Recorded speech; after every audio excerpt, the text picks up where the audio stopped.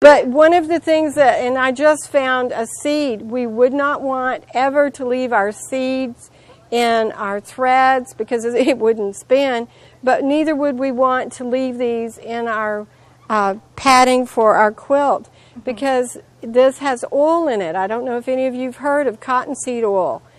They process that nowadays. Back then, if you left that in there, it would cause it to be oily and cause a problem. Okay, so we've used it in our quilting. We've made our clothes. And this is all very much on a local Texas level we're talking about. A lot of the cotton that was grown here would have been taken, would have been put into bales. We've got a small bale there that's a very small size. The actual cotton bales are much more along the size of like me and weigh an incredible amount. About 500 pounds. Yeah, which is not, for the record, my weight. And we'd be, thank you, keep going.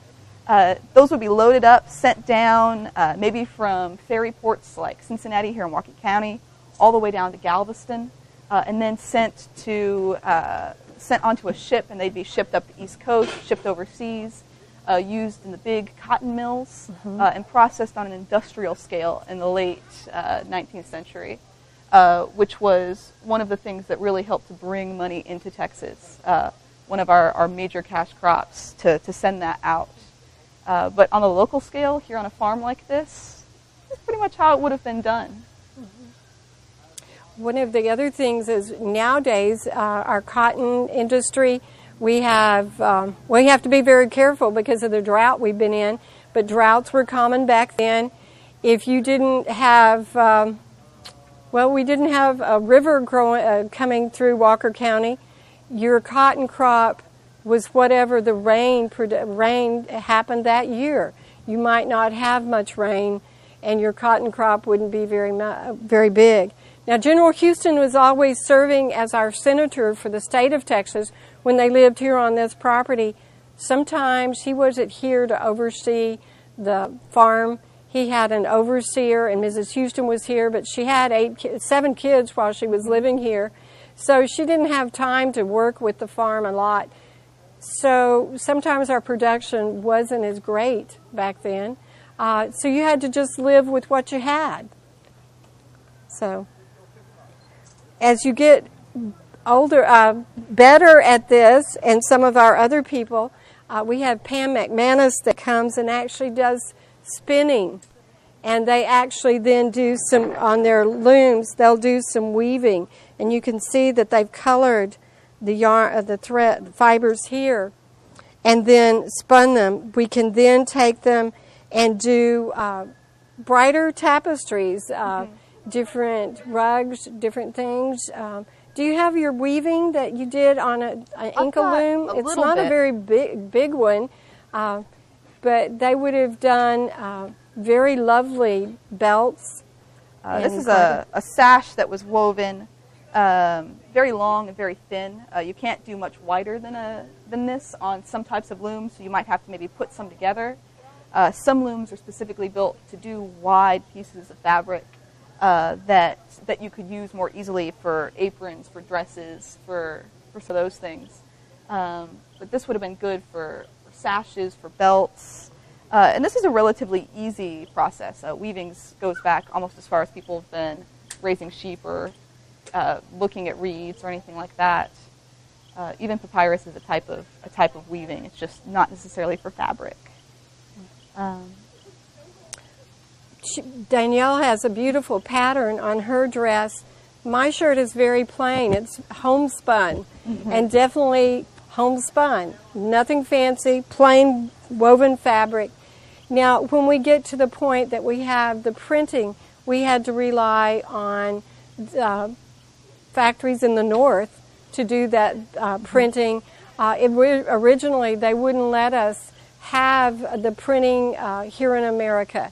It was over in England. They did not want us to become self-sufficient. They wanted us to use the things that the fabric, import it, and they could make the money to export. So they had beautiful, beautiful fabrics, but sometimes they were not available in frontier Texas. We had to ship them to New Orleans and then Galveston. They would have to be brought up the river, the Trinity River, up to the old Cincinnati or Cincinnati. There was a port there, a ferry port.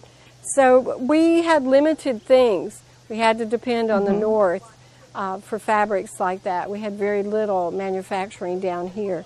But they were available. You'll see some of the reproduction fabrics in the quilt top over there. They were very nice and bright, pinks, browns. We didn't have a lot of fluorescent colors like a Bearcat orange or things like that, but we did have a lot of beautiful colors. Just was limited to the dyes that were available during that time period. But we had lots of work being done here on the farm. We read some different things about girls from other farms that needed a little bit of work, and of course a proper young lady didn't go get a job. But it was perfectly okay for her to come to the farm and help the Houstons get the cotton ready for processing, to do spinning here on the grounds. That was perfectly all right. But, you know, there was a certain line that you didn't cross. And some of those would have been occurring just like we are right now on the porch, where you can catch the breeze, maybe in the dog trots, which when you visit the museum, they're a little bit empty, but probably would have been very much like the third room on the bottom floor of most of these houses. Maybe under a tree in cool weather. There wouldn't have necessarily been a room set aside just for some of these crafts. The modern idea of like a quilt room or a playroom or some of those things just wasn't so popular or easy back then. Yeah. You'll see over in the Woodland home, up in the boys' bedroom upstairs, there was only one boy living there, Sam Jr. The other little boys were tiny. They would have stayed downstairs with Mother. But up in that room, since Mrs. Houston said there was a little room left up there, she put her quilt frame. She probably did a little bit of spinning, or she could have taken her spinning wheel out into the air breezeway upstairs. So they, as Danielle said, they used a lot of space and had it wherever they needed to do work. They would do that. Now we're standing, and you wonder why we stand here in the middle of the dog trot. It's because it's nice and cool. The porches help catch whatever breeze will come through and force it through the middle of the house. If we have doors and windows open, it's going to cool the house. And so they would have done a lot of that here out on the porch, enjoying the breeze. They'd also worked on their garden things, the peas, the beans. I don't know if any of you had grandmothers on a farm, but they would hand you a bowl of beans to snap or peas to shell. And that happened back then too. Whoever had some time would be responsible for working on those things from the garden. So busy place here on the porches. One of the stories they tell about General Houston is that he used to sneak upstairs to the upper breezeway, that it could be a little bit quiet, and that's some place where he'd spend time and maybe, you know, put up a couple of boxes and take a nap upstairs where it's cool and the wind is blowing through. And that's over at the Woodland home. So it wasn't all industry, but most of the time it probably was. Yes, they had to keep busy. Even the Houston children, because there were servants, there were people to do some of the menial tasks, but they also had to keep busy and learn how to do those tasks around the house. So when they had households, they could teach their servants to do the jobs. Cooking, of course, we think at this point they did a lot of outside cooking. This was way out in the woods on the river. They probably did a lot of outdoor cooking because you didn't want a chance burning down your house. So they would have done that. They would have had fire. Here at the Woodland home, you'll visit the kitchen, which was a very busy place. There was sometimes as many as 21 people living here on the farm. So they would do cooking. They're going to be doing the wash outside. Creating their own soap, creating their own candles. It would have been the sort of medical area. If you got sick, you might go to the cook to receive some of the herbs or some of the food that might make you feel better. There probably would have been a few people working in there trying to keep some of that rolling. And the actual kitchen there is actually not the original kitchen here on the farm. The original kitchen burned down, which is part of the reason that we think on this cabin there would have been some outdoor cooking going on, because kitchen fires were so prevalent and so terrifying. During the 1800s, the year 1800 to 1899, the second leading cause of death for women was kitchen-related accidents. Something like catching your skirt on fire or cutting your finger and getting an infection or tetanus, or there's 100 different ways you could think of that the kitchen would be a dangerous place. Well, and speaking of the kitchen and of demonstrations, we've got a lot of those going on here at the park and at the museum all of the time. Every weekend from now up until the Folk Festival, we do a weekend demonstration on a rotating basis. So we have a lady who comes in who does spinning and weaving and is perhaps a little bit more expert at it than us. We have fun with the process and we like to get our hands dirty, but she actually creates works of art with her thread in a way that I haven't quite achieved yet. We've also got a gentleman who comes and he works in our pottery shed.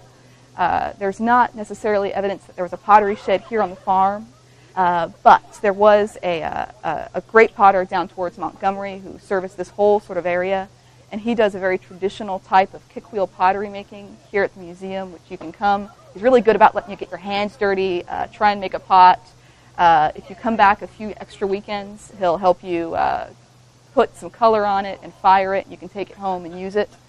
Maybe you can't eat out of it, but you can use it.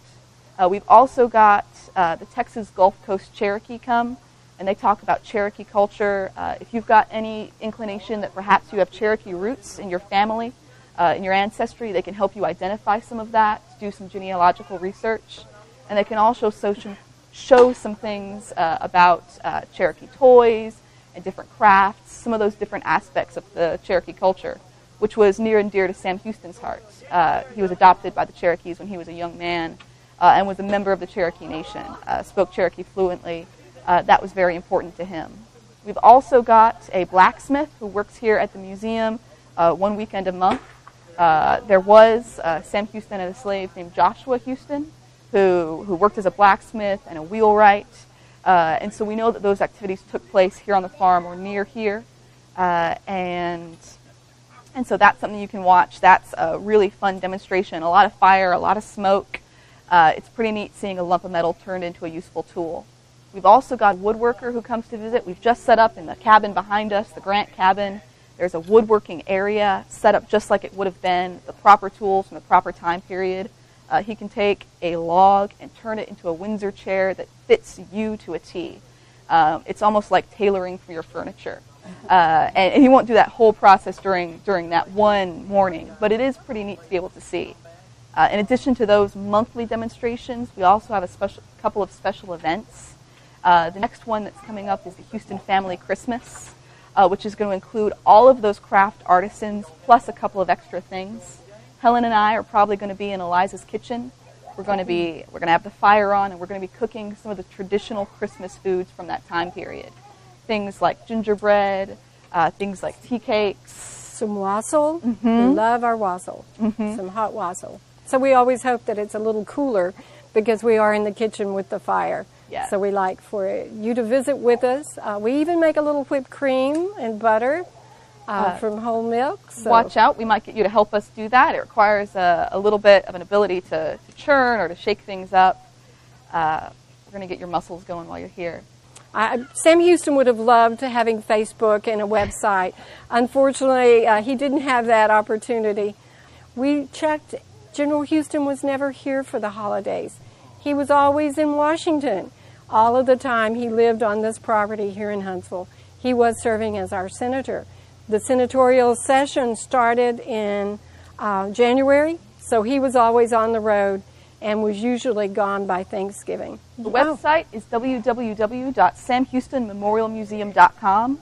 You can also look for the museum on Pinterest, Instagram, Facebook, and Twitter by searching for those. We'd like to thank you for coming to hang out with us today to see about cotton and the Sam Houston Farm and all of the different activities we've got going on. And happy Bearcat Family Weekend. Thank you.